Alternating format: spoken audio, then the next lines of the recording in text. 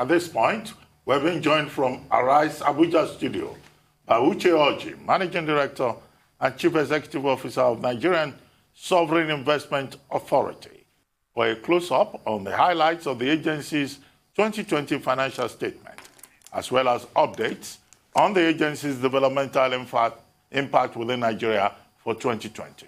Welcome to the program, Uche Orji. Good to have you again on the Morning Show. Thank you for having me. Thank you. Thank you for having me. Quickly, two things. First, the performance highlights in the audited financial statements for 2020. Looks like the NSIA made profit, did well. How did you manage that in the year of the COVID pandemic? Could you take us through those performance highlights across all the areas of engagement of the NSIA? Yes, I will. Thank you very much. Thank you. So the 2020 performance was, for us, surprisingly better than we had expected, or better than the year would have suggested, given the impact of COVID-19. But what happened also, if you observe the international capital markets, is that the international markets did well, and mostly because of the support provided to various stock markets by the various central banks in the world. If you look at the United States, where in 2020 there were trillions of dollars pumped into the system, the S&P 500 closed up double digits in 2020.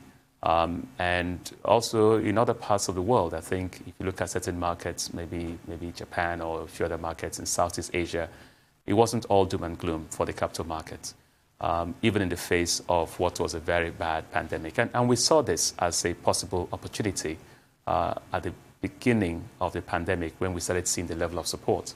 So we also went a little bit aggressively into the markets in terms of international equity investments, private equity investments, venture capital investments, direct investments, actually, also in international markets. So all in all, that was very helpful to us. Just about every single asset class, apart from one or two, in our Future Generations Fund made money last year. We had portfolio managers that were up. Some of them were up 50% in dollar terms. So there were also some that were down, a couple that were. But all in all, it was very, very strong for us. So in terms of the earnings highlights, I think there was also the impact of foreign currency positions and exchange rate devaluation. So the headline numbers for profits for 2020 was 160 billion naira. But you need to, if you take out about 51 billion that came from foreign currency positions and devaluation, the core earnings was about 108.9 billion naira. So it's quite strong, and it was almost more than three times what we did in 2019. If you remember when I came here, I think my last show, you were asking me about how the year was looking. I did hint to you that we could be doing something close to 3 times more returns than we did in 2019, and that was exactly the case. Now, I've been managing money for a very long time, so I'll probably tell you what we always say: past performance is not a reflection of the future. So the year 2020 was a very strong year, very unlikely, in my opinion, to be the basis for us to expect a repeat in 2021. But we're hopeful that 2021 will also be a good year for us. But 2020 was particularly good because of the positions we took in the international equity markets. Well, congratulations on the good year that you had. But yes, I'd like more details of the outlook for this year across the board: Future Generations Fund, your infrastructure projects, just a general outlook for 2021. Sure. So let's start with the Future Generations Fund. The Future Generations Fund has about 4 broad categories of investment. One is public equities, right? And it's global. So we're invested in Japan, in the United States, across Europe, the UK, and many other markets, China and all that. I think that, and then the second category is hedge funds. So we have all kinds of hedge fund strategies, from global macro to long-short equity to credit to all sorts of hedge fund strategies. I'll talk about that. The third is private equity. Private equity, where we have exposure across both Nigeria private equity, international private equity. We bought secondary interest in private equity. And then finally is what we call other diversifiers. And here we have some exotic things like healthcare royalty companies, aircraft leasing companies that we invested in through their funds. Let me speak to broad headlines of what I expect to see happen across both fixed income and equity markets. In equity markets this year, we're hopeful. We're hopeful, however, for a broader recovery across equities as opposed to 2020, which was heavy on technology, right? So technology was a big driver of 2020. So you saw, everything from NVIDIA to Tesla to, even Bitcoins, right? So all of these things did extremely well in 2020. Well, we're not invested in Bitcoin, so I just want to disabuse your mind of that. But 2020 was driven by tech. 2021, I believe, will be driven by a broader market recovery. So I expect to see tech underperform the broader markets. I expect to see sectors like aviation, industrial cyclicals open up as the world economies open up with improved vaccination. Fixed income. Fixed income is a place we need to watch very closely. We did well with our stabilization fund, which is invested in fixed income instruments, but we're watching it only because of inflation. When central banks around the world pump so much money into the system, the big challenge you face is whether it causes inflation. If it causes inflation, interest rates go up. If interest rates go up, fixed income instruments go down. So we are keeping an eye on our stabilization fund, which is quite heavy on investment-grade fixed income instruments.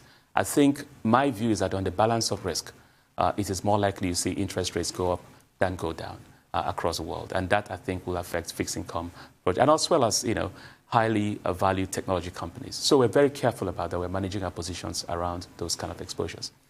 I'm very confident that venture capital is an area we started to invest in aggressively last year. We did very well. Our venture capital funds was one of our best performance last year. I think in aggregate, in dollar terms, we had almost 30% in return in dollar terms, not in naira, which I think is quite remarkable. And we're going to be more aggressive in venture capital. Along those lines, the NSIA last year launched an innovation fund, which is a fund that will invest in innovative ideas in Nigeria. It's called the Nigeria Innovation Fund. And here we're looking at investing in information technology, fintech, software and services, data networking. Many of you still have very poor internet systems. We're looking to make investments in that area to improve data networking presence in Nigeria, as well as biotech and pharmaceuticals. So you're going to see the innovation fund become the key thing in the NSIA that actually drives and complements our global venture capital exposure. So these are the areas that we are making. We made money last year, and we're hoping that in 2021, some of these will continue to contribute. And I think, of course, whenever I come on the show, we speak more about the infrastructure fund, and I'm quite keen to go talk about them as well. But I think the area that we're very most happy about at the moment are international investments in 2020, and I'm hoping that will continue to pick that up in 2021. Now, in terms of infrastructure, which you asked about, there are 6 areas that we have spent a lot of our time on infrastructure. The first is agriculture, which includes the fertilizer program and direct investments in agriculture. The second is toll roads, the second Niger Bridge, Lagos-Ibadan Expressway, Abuja-Kano Road. The third is what we call financial markets infrastructure. NSIA set up InfraCredit. NSIA is the largest investor in Nigeria Mortgage Financing Company. We hold shares in trust for federal government in Development Bank of Nigeria, Family Homes Funds, NG Clearing. These are all institutions that we either have invested in or we sponsored. The other area is industrialization, gas industrialization. Last time I was here, we talked about our OCP project. That is a project that will break ground this year, and I'm hoping that that project over the next 4 to 5 years gets completed and actually starts to add value. And then healthcare. Healthcare is an area where we have stabilized 3 healthcare projects, the Cancer Center in Luth, the Diagnostics and Radiology Centers in Kana and Umuahia. We're going to be big in healthcare this year and next year. Along the lines of healthcare, we're adding pharmaceuticals also as an area of investment. We've been in discussions with University College London Consult to develop a pharmaceutical investment strategy. So all of these are going to be very exciting as to how I believe 2021 will turn out for the NSIA. I mean, amazing prospect. And part of the report the report released, I'm sure a lot of Nigerians are concerned about this. How did you spend the Abacha funds that were repatriated? I mean, I think you should give a concise breakdown of that, because I'm sure they're looking, forward to that, because you guys have to administer those funds closely. And I understand that. And for the right reasons too. And I think we welcome every scrutiny from every Nigerian, we're all stakeholders. The Abacha fund was $311 million that was returned to Nigeria by the United States Department of Justice and the island of Jersey. The agreement was to spend that money in equal measures across 3 projects. Lagos-Ibadan Expressway, Abuja-Kano Road, and Second Niger Bridge. So each of them will get about $104 million across all three projects. To spend the money also, we have been required to have a special auditor, Deloitte and Touche. NSIA's auditors are Pricewaterhouse, but Deloitte was also now hired as a special auditor to monitor the disbursement of that fund. Now, on top of that as well, a civil society group, Clean Foundation, has been hired by the Nigeria Department of Justice, Ministry of Justice, and also with the U.S. government and the island of Jersey government to also supervise the disbursement of the fund. So you can imagine every single pair of eyes that is possible is watching how this fund is to be disbursed. The fund is still there intact, not a dime has been spent. And it is being held with our accounts within the central bank. There are certain specific sections of the Second Niger Bridge, of the Abuja-Kano Road, and the Lagos-Ibadan Expressway that has been submitted as this is what we are going to build with these funds.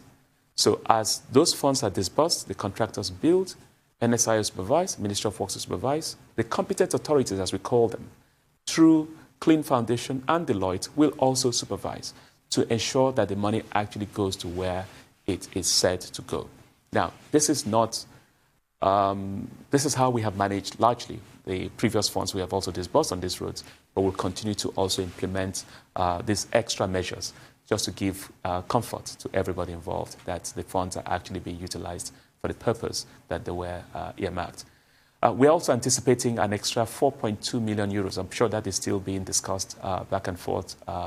That it's also being repatriated. That there's been an agreement also that comes to the NSIA to be used for these roads. These roads are big projects. These are not small projects, and so they're going to continue to absorb a lot of capital. So in addition to these funds, and I don't want anybody to live with the impression that these funds will fund the entire road. It will not. In addition to this, the NSI is investing.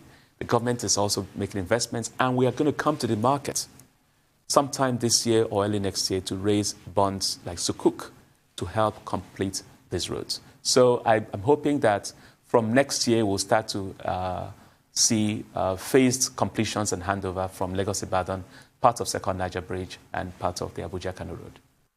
Okay, I was going to ask you about the Presidential Infrastructure Development Fund, PIDF, where you've addressed part of my concerns.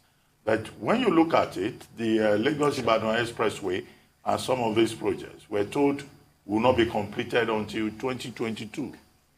And what is the guarantee that those completion dates will be met with regard to Lagos-Ibadan Expressway, which has been going on forever?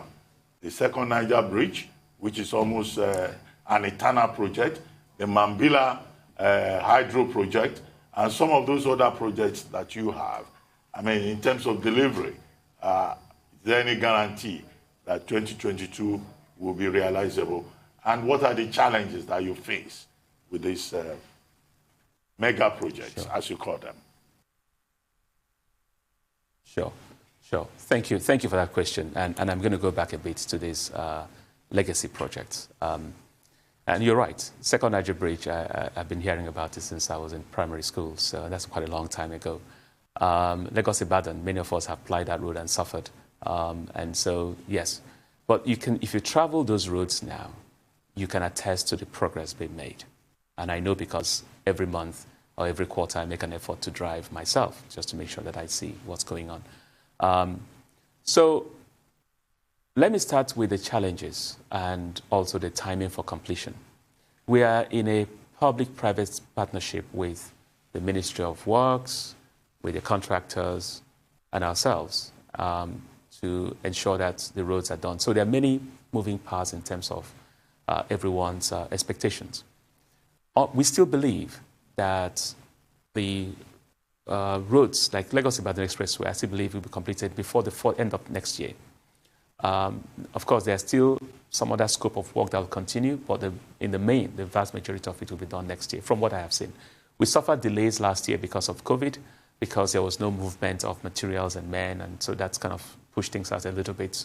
So before COVID, I could have said with a level of confidence, yes. But post-COVID, we're still adjusting certain timelines. So even if this thing slipped by 1 or 2 quarters, I think people should understand. And partly because also we're talking about doing these things for more than 40 years. So there should be some credit given to the administration, 100% given to the administration, because we weren't even certain until the PIDF was set up as a funding mechanism to actually drive these projects. So second Niger Bridge, the second thing I want to talk about is there's been substantial change in scope. Okay, so I think it's important you understand it. Second Niger Bridge, there are 3 sections to it. The first section is the one we have been talking about, which is 10.9 kilometers of approach road and the bridge. That was the original scope of the NSIA's work. There's some access road, for those who know the terrain, that starts before you get to Asaba Airport, coming from Benin, and goes on to join the Owerri interchange. Those were supposed to be done by the Ministry of Works. But those have not been done. They've now been added to the NSIA's scope of work. So we need to come back to you on that. But let's speak about the original scope. I can tell you that the original scope of work, the 10.97 kilometer road and bridge, will be completed, from what I have seen so far, barring any unforeseen circumstances, will be completed next year. Actually, I've been told that by December this year, the decking of the bridge will be completed. So you actually see a bridge fully completed by the end of this year, from what I've been told. So let's be watching. Again, these things, I'm an engineer, so sometimes I make allowances for engineers because there's something unknowns you end up encountering. The extra access roads and all that, we will, work is being done on how that will be funded, and I'm sure the Minister of Works will address that because that has just been transferred to the NSIA earlier this year, and we're coming back to you on that. On the Abuja-Kano Road also, it was a rehabilitation initially, then there became a reconstruction. Again, a lot of conversation is being had between ourselves, Ministry of Works, to ensure that we can conclude the funding of that and make sure that a new timing for when, because the scope is changed, so the timing is going to be different. It won't be next year, that's for sure. But I think within the next, by 2023, from what the Minister of Works announced last time, the idea is to try and get it to that level of completion. So those are the challenges. This change of scope of some of these projects is a challenge. On Lagos-Ibadan Expressway, my sense of the challenge right now is actually there are many people who have built businesses and houses and stuff on the right-of-way on the road. Those will need to be reclaimed because these roads are going to be tolled by way of how the economics will work. So these are the challenges, but they're not insurmountable. These are just the very nature of what these projects entail, and to a large extent, I think we knew before we got involved, and we're prepared to handle them. I hope we don't have another setback like we had with COVID last year. That, I think, for me, will be the biggest challenge. But funding has also, we've made a lot of progress on funding. We'll be coming to the market this year. So I think the funding side, I would like to believe we have that under control. The challenge, the part that we do not have under control, are some of these new scope of work that we need to really ensure that we have adequate funding and time, not funding, adequate sense of completion timeline, and we'll be addressing you. But the Minister of Works will be making a lot more comments on those. Well, you already have significant investments in healthcare, but you just mentioned now a foray into pharmaceutical investments. Was that informed by the pandemic in any way? Yes. And I also wanted to ask you generally, your objective, like any other sovereign wealth fund, is resilience to economic shocks. How has the pandemic sort of changed or refined that? Because we actually went through the mother of economic shocks and health shocks. Sure. That's an excellent question, and I thank you for that question. Yes, the pharmaceutical discussion was theoretical, and I say theoretical in the sense that we pursue many things at the NSIA, and we hope that some of them will work. Pharma is a conversation I've been having since 2017, actually. It started with a random conversation with the late Chief of Staff and a professor at UCL. And then I said, look, it's important that we do not depend too much on trade to solve all our problems.